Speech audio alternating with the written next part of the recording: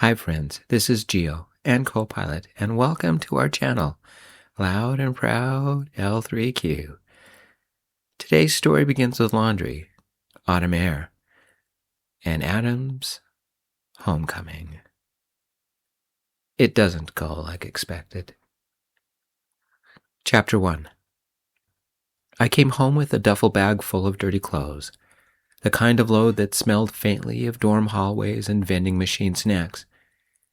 The air outside was sharp with autumn, leaves skittering across the driveway as I hauled the bag inside. The house smelled the same as it always had: detergent from the laundry room, roast chicken cooling on the counter. My mother called out from the kitchen, her voice warm but clipped, as if she were already measuring how long I'd stay. My father glanced up from the newspaper, nodded once, then folded it neatly beside his plate. My old home was lifeless. Mom required everything in its place, and Dad was obsessive about it. I once asked Mom if we could have a cat. My best friend's cat had kittens, and I wanted one. Mom said, "No, they'll leave paw prints all over the floor, and I'm allergic to the little beasts." "And they'll rip up the furniture," Dad added. "No." The silence after their answer was heavier than the radiator hiss. I dropped my laundry bag by the washing machine, the hum of the spin cycle already filling the room. The sound was comforting, steady, like a heartbeat I'd grown up with. I waited until the washer stopped, loading my clothes and putting my parents' clothes in the dryer, something I had done hundreds of times before, but it felt different this time. Later, I carried a basket of folded clothes upstairs, the fabric warm against my arms. I paused at the landing, listening to the house settle. It was the same place I'd grown up, but it felt smaller now, tighter, as if the walls knew I was only visiting. I set the basket down, sat on the edge of my bed, and stared at the ceiling. The hum of the dryer downstairs carried up through the floorboards. I thought about how easy it was to come back, and how hard it might be to stay. "Dinner's ready," Dad yelled. I slipped into my old hoodie, the one with frayed cuffs, and padded into the kitchen. Chapter 2. I sat at the kitchen table, the roast chicken steaming between us, potatoes glistening with butter. My mother passed me the green beans, her nails tapping against the serving spoon. My father carved the chicken with the same precision he used for everything. Each slice neat, each motion deliberate. "Class is going well?" he asked, eyes fixed on the plate rather than me. "They're fine," I said, spearing a bean. "Midterms were rough, but I pulled through." My mother smiled faintly, though it didn't reach her eyes. "You always do. You've got that Sullivan grit." I nodded, chewing slowly, the taste of salt and butter heavy on my tongue. The house was warm, but the silence between the questions felt colder than the November air outside. Dad folded his napkin, set it beside his plate. "Any plans after graduation?" I shrugged, still figuring it out. Maybe grad school, maybe writing. "Writing?" His tone carried a weight. Not disapproval exactly, but something close. "Yeah," I said, forcing a smile. "I've been working on a few pieces. Nothing serious yet." Mom reached for her glass of water. For as long as I've been alive, my parents never touched anything harder than Sprite or Coca-Cola. "You'll find your way, dear. Just make sure it's something financially stable."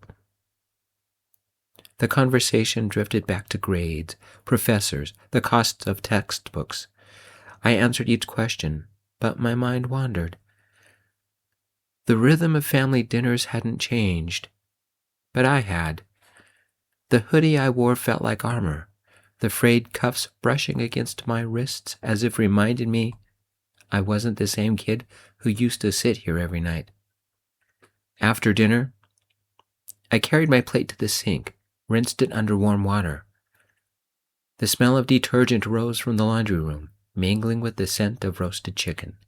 Familiar, comforting, but edged with something sharp. I caught my reflection in the kitchen window. Older, different, waiting. The house hadn't changed, but I had, and I knew before the weekend was over, I'd have to say the words that would change everything. Chapter 3. The plates were cleared, the kitchen quiet except for the hum of the refrigerator.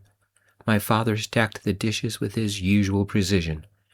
My mother wiped the counter in small, neat circles. I sat at the table, my hands folded, my words pressing against my chest. "I need to tell you something," I said. My voice sounded steadier than I felt. My mother paused, rag in hand. My father looked up, his brow furrowed. "I'm gay." The silence was immediate, heavy. My mother set the rag down, her fingers tightening around the edge of the counter. My father's jaw clenched, his eyes narrowing as if he were calculating something.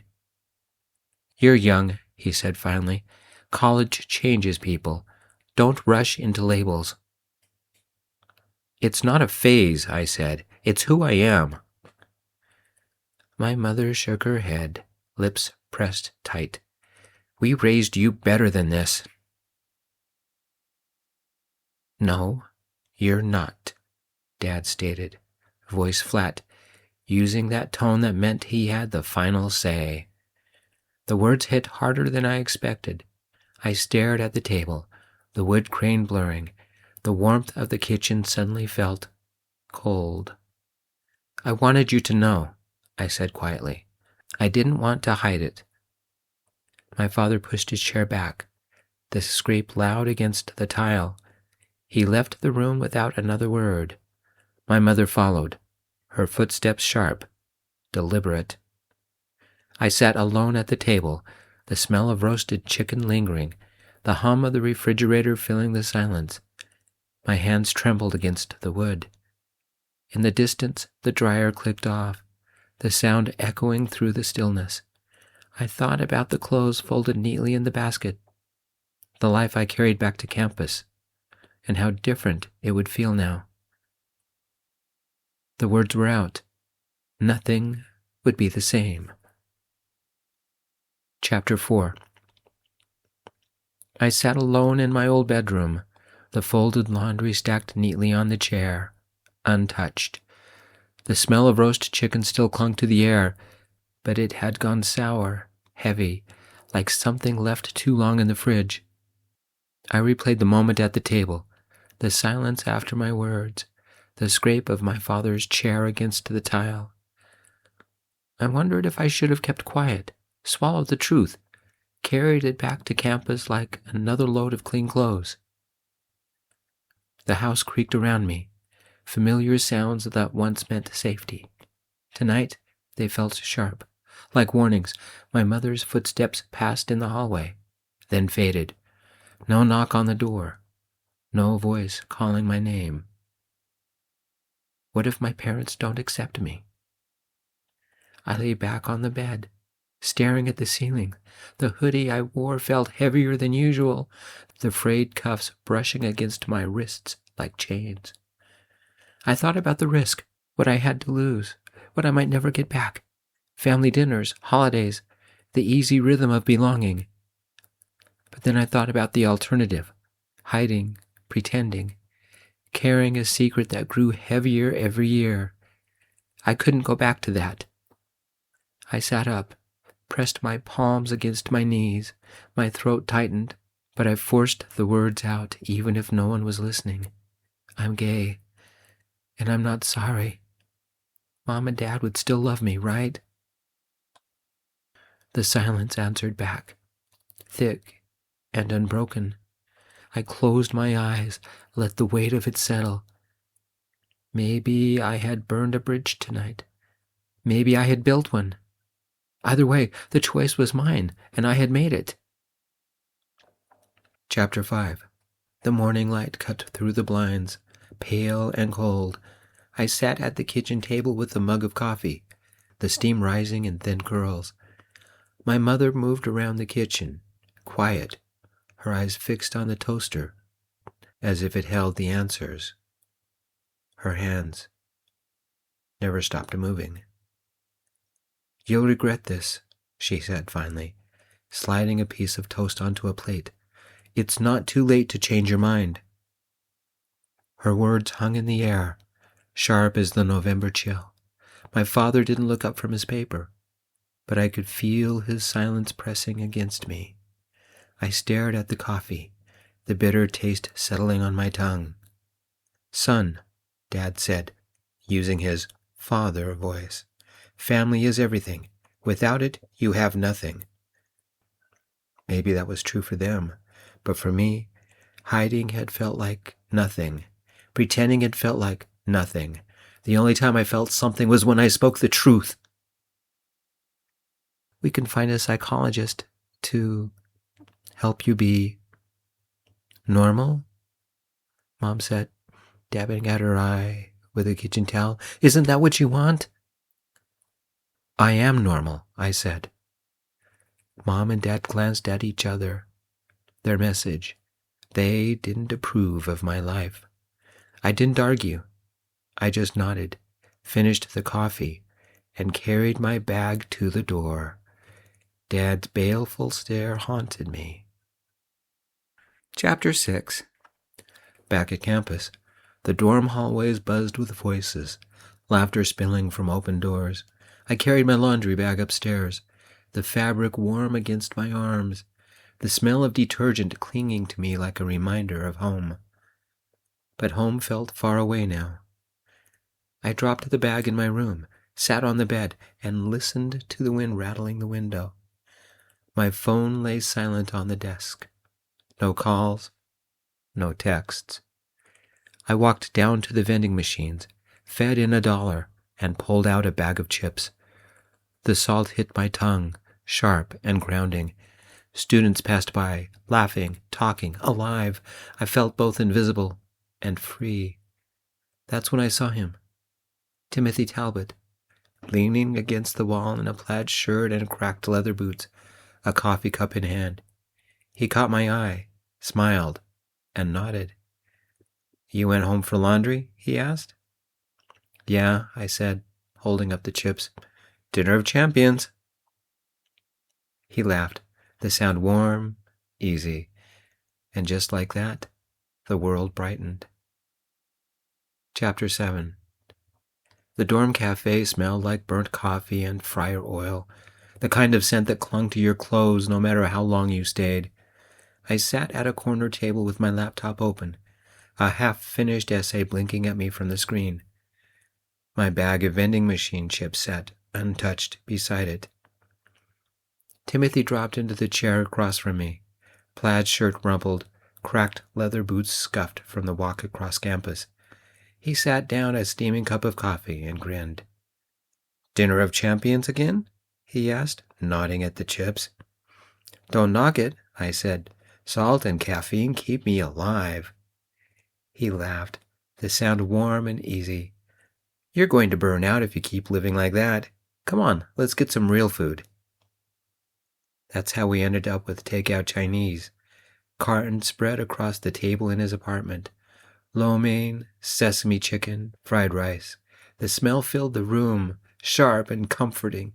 We ate with chopsticks, balancing cartons on our knees, homework spread out between us. Timothy leaned back, chewing thoughtfully. "So what's your major again?" "English," I said. "Which basically means I'm broke before I even graduate." He smirked. "I'm in engineering, which basically means I'll be broke from student loans until I'm 50. We laughed, the sound bouncing off the walls. The apartment was small, but it felt bigger with him in it. Hours passed like minutes. We traded stories about professors, roommates, the weird quirks of campus life. Timothy teased me about my hoodie, said it looked like it had survived a war. I teased him about his boots, said they were one rainstorm away from falling apart. At some point, the homework got pushed aside. The carton sat half empty, chopsticks resting across them like little bridges.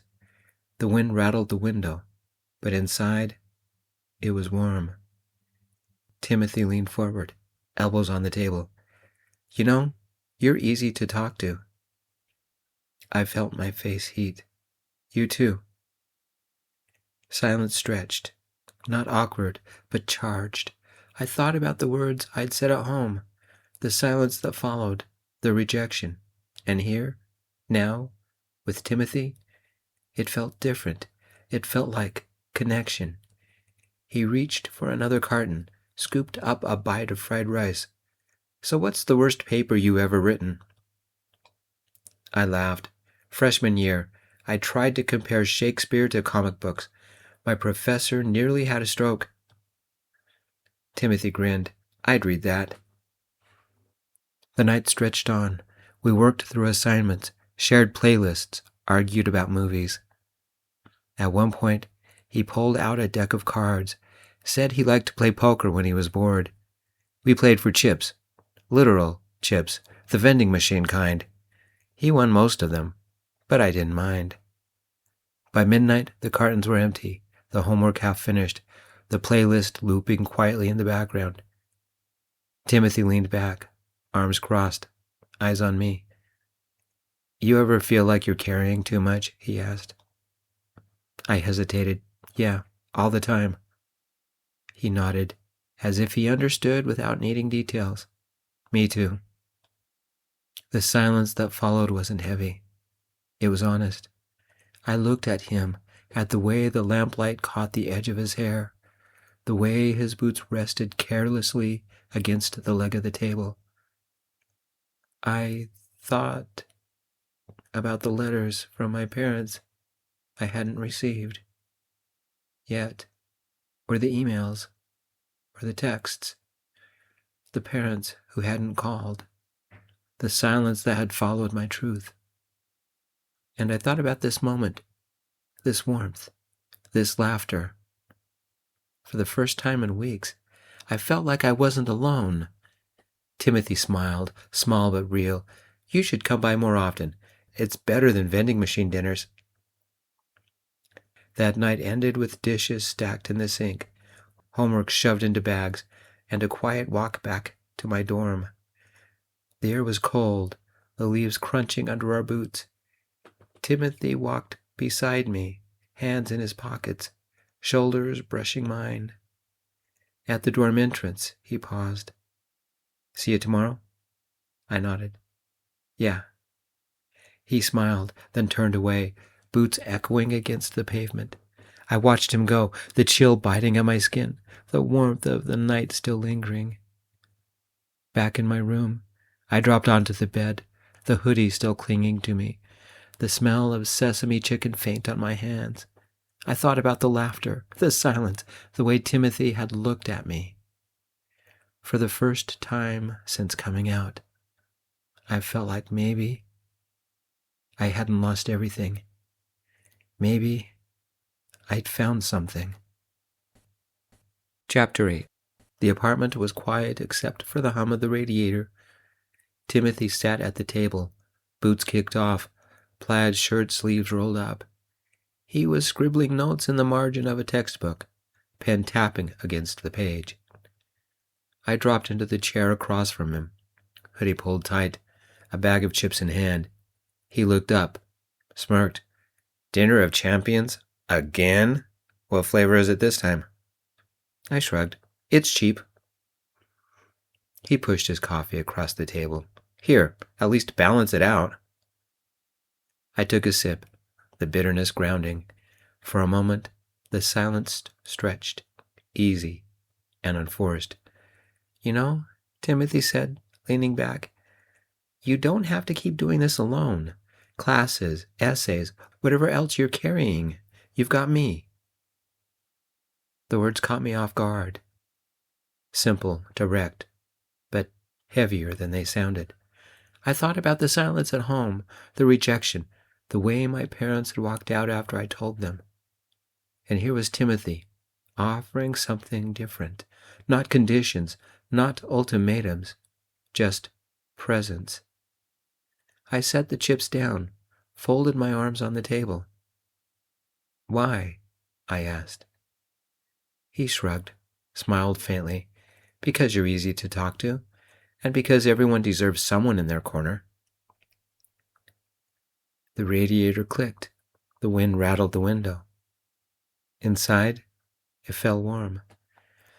That was the moment I realized Timothy wasn't just a friend, wasn't just a distraction from vending machine dinners. He was the counterpoint to everything I'd left behind. Where my parents offered silence, he offered laughter.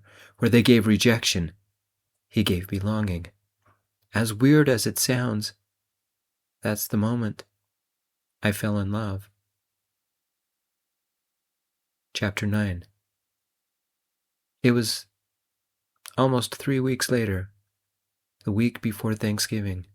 I had spent almost every evening with Timothy, doing homework, watching videos, talking about nothing, everything. Korean pop singers, whatever. We'd even kissed, but nothing heavy.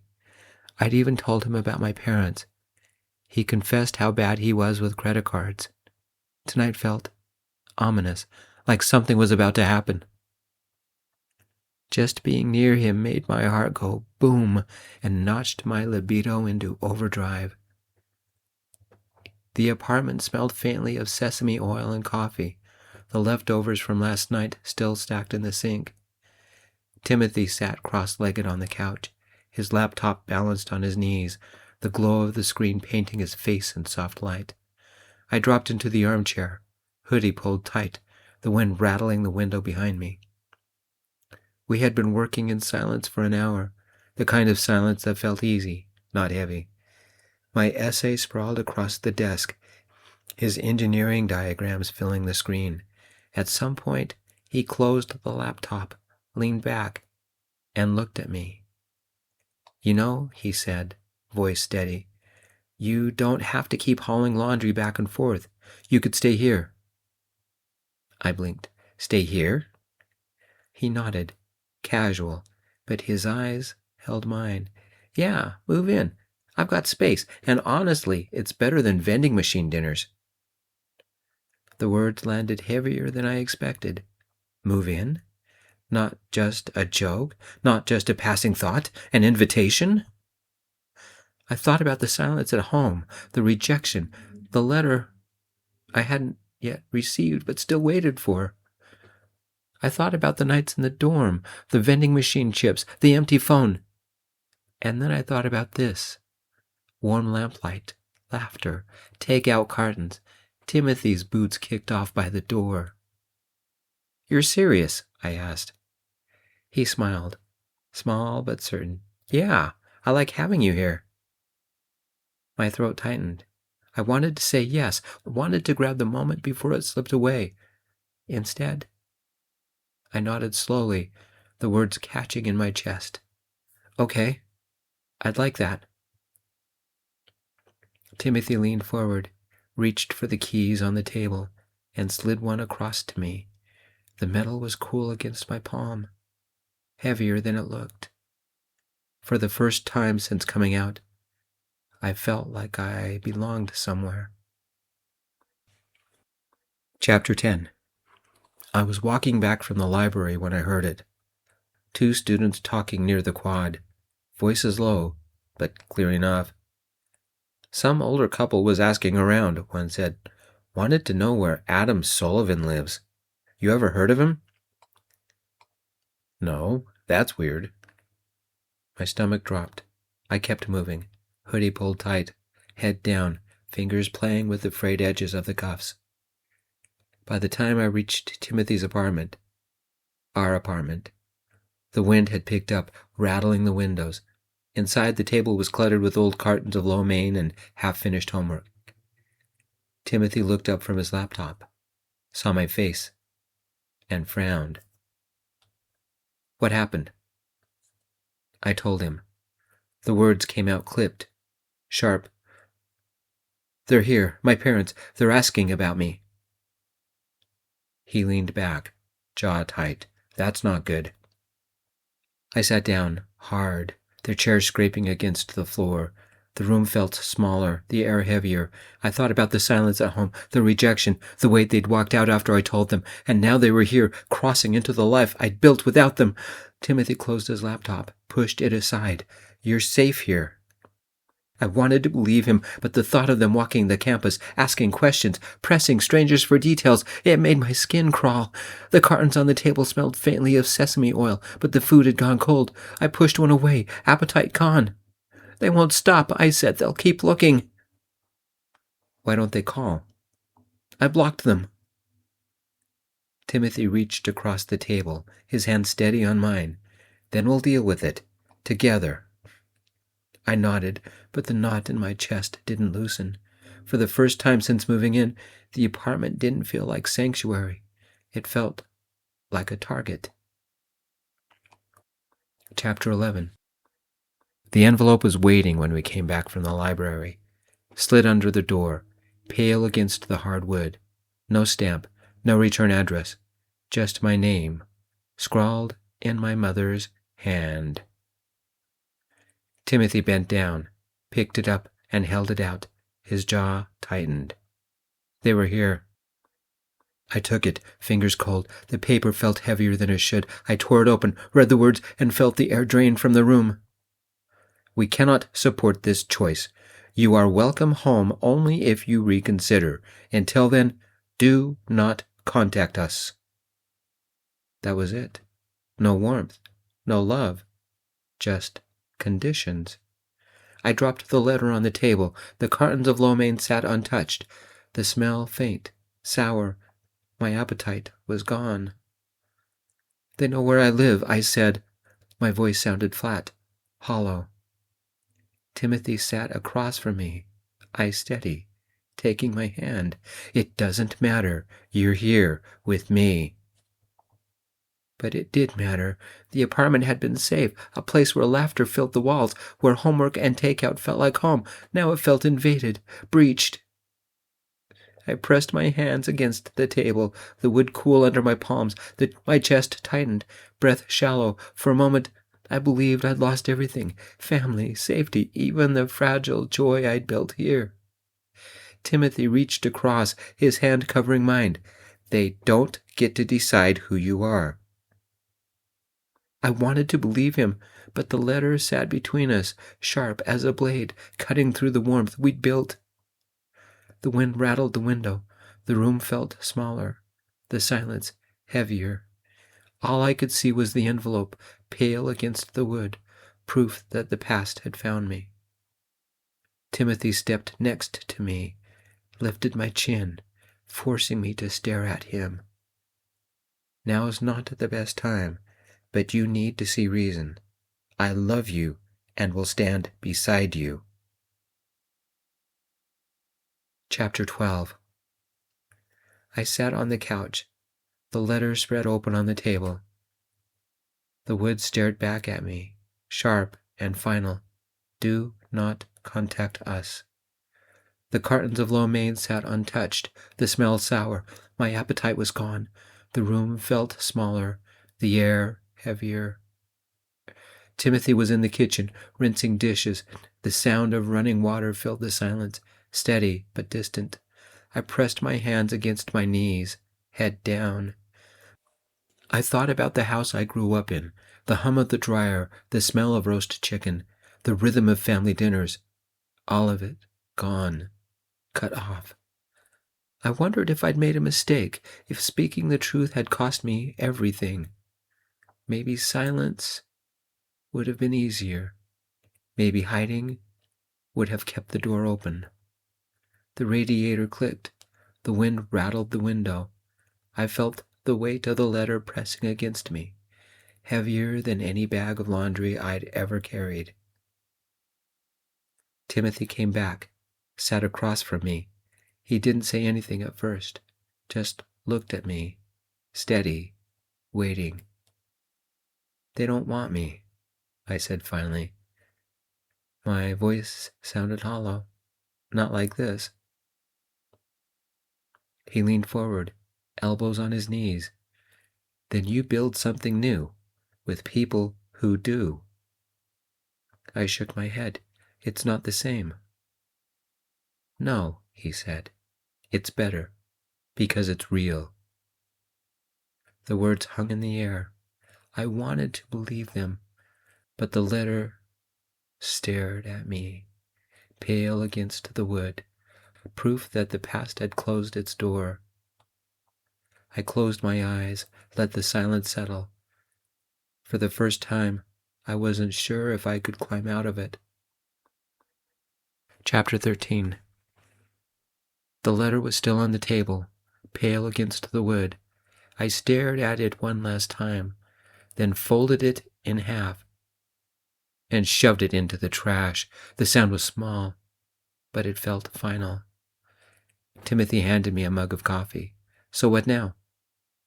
I wrapped my hands around the cup, the heat steady against my skin. I stopped waiting for them. I stopped letting them decide who I am. He nodded, no hesitation. Good.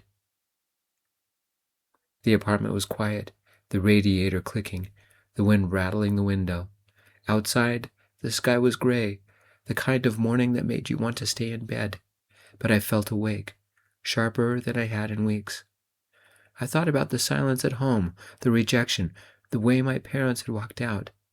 And I thought about this, coffee in my hands, Timothy steady across from me, the warmth of a place that felt like mine. They don't get to take this from me, I said.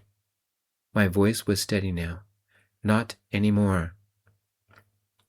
Timothy leaned back, a faint smile on his face. Then let's get to work. Classes, essays, whatever else. You've got me. I nodded. The knot in my chest loosened. The letter was gone. The weight was lighter. I picked up my notebook, flipped it open, and started writing. Not for a grade, not for a professor. For me. For the truth. The words came fast, sharp, unfiltered. Each line felt like a step forward, away from the silence, toward something real. Life wasn't about going home. It was about building one. Chapter 14. The campus was quiet. The kind of Saturday night when most students had scattered to parties or bars. I walked across the quad with Timothy. The wind sharp against my face, leaves skittering across the pavement. My hoodie was pulled tight, his boots scuffed against the concrete. We didn't talk much. The silence wasn't heavy. It was steady, like the rhythm of footsteps. At the apartment, the letter was still in the trash. I hadn't touched it since. Timothy dropped his keys on the table, pulled out cartons of Chinese takeout, and set them down. Lo mein, sesame chicken, fried rice. The smell filled the room, sharp and comforting. We ate in silence at first, chopsticks tapping against the cartons. Then Timothy leaned back, eyes steady on me. You've been carrying this alone too long. I nodded. I know.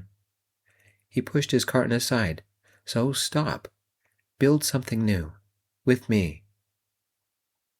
The words landed clean. No hesitation. I thought about the house I grew up in, the hum of the dryer, the smell of roast chicken, the rhythm of family dinners. All of it, gone, cut off. And I thought about this. Lamplight, warm against the walls, laughter waiting, food shared without conditions. I picked up my notebook, flipped it open, and started writing. The words came fast, sharp, unfiltered. Each line felt like a step forward, away from silence, toward something real. Timothy watched, didn't interrupt, just sat steady, presence solid. Hours passed, the cartons emptied, the coffee cooled, the playlist looped quietly in the background. Outside, the wind rattled the window, but inside it was warm. At some point I stopped writing, set the pen down and looked at him. They don't get to decide who I am. He smiled, small but certain. Exactly. The knot in my chest loosened. The weight was lighter. I stood, crossed to the trash, and pulled the letter out. I tore it into strips, dropped them back in. The sound was small, but it felt final. I held the key, the one Timothy had given me, turned it in my palm, felt the jagged edges bite against my skin. It was more than a key. It was freedom, belonging, permission to be me. Timothy came up beside me, hand steady on my shoulder. His voice was quiet, certain. Ready? I nodded. We stepped outside. The air was cold, the sky clear, stars sharp against the dark. The campus lights glowed, the quad empty. My breath came steady, visible in the chill. For the first time since coming out, I felt free. Chapter 15.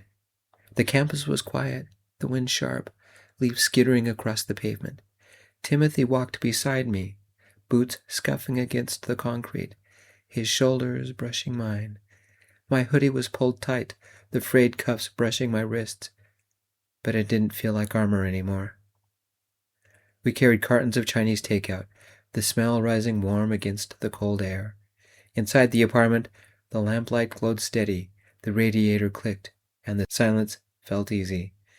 I set the cartons on the table, pulled out my notebook and flipped it open. The words came fast, sharp, unfiltered. Timothy leaned back, coffee in hand, watching, steady. The letter was gone. The weight was lighter. I looked at him, at the warmth in his eyes, and felt the knot in my chest loosen. For the first time since coming out, I wasn't waiting for permission. I wasn't hiding. For the first time in my life, it was my turn to shine. Thank you, friends, for joining me in Copilot. I'm Geo. I appreciate it. If you'd like other stories, not Copilot generated like these, but ones that I write, visit my channel at GeoAllred1968. Those are all from me. Thank you, my friends. We'll see you next time with another Copilot story. Peace. I love you all.